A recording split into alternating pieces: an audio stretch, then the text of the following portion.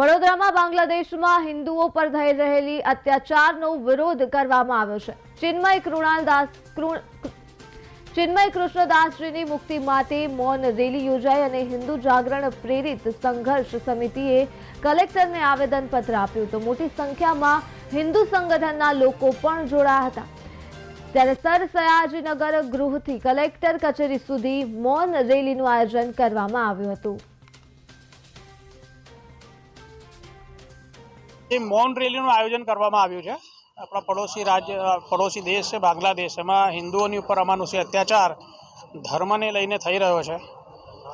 भूतकाळमां एमना वडाप्रधानने पण देश छोड़वानो वारो आव्यो अने त्यार पछी जे प्रकारनी त्यां स्थितिनुं निर्माण थयुं तेमां एक निश्चित धर्मना लोकोने टार्गेट करी एमनी उपर हुमला करवा, ए धर्मना साधु संतोने गैरकायदेसर रीते धरपकड़ करवी અને ત્યાંના હિન્દુ સમુદાયની ઉપર ખૂબ પ્રમાણે અત્યાચાર કરવો, એ બધા બનાવો ખૂબ વધી રહ્યા છે। આ અત્યારે થાય છે એવું નથી, 1971માં પણ આ જ પ્રકારના બનાવો થયા હતા અને લગભગ 10 થી 30 લાખ લોકોને મોતને ઘાટ ઉતારવામાં આવ્યા હતા। ત્યાર પછી 1 કરોડ લોકોએ દેશ છોડવાનો પણ વારો આવ્યો હતો। તો આ પ્રકારની સ્થિતિ અત્યારે પણ નજર સમક્ષ આપણે જોઈ રહ્યા છે।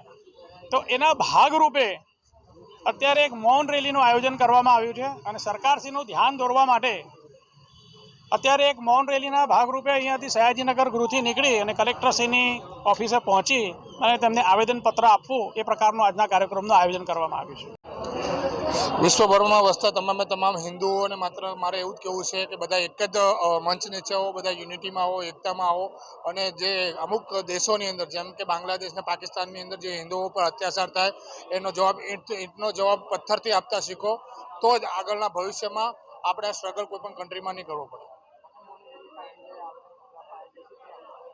આજની જે હિન્દુ જાગૃત જે સંઘર્ષ સમિતિ દ્વારા જે મૌન રેલી કાઢવામાં આવી છે તે હિન્દુઓને જાગૃત કરવા, બાંગ્લાદેશમાં હિન્દુઓ પર થતા અત્યાચારને જાગૃત કરવા માટે અને બાંગ્લાદેશમાં થતા હિન્દુઓને ન્યાય મળે એના માટેની આ મૌન રેલીનું આયોજન હિન્દુ સંઘર્ષ સમિતિ દ્વારા કરવામાં આવેલું હતું।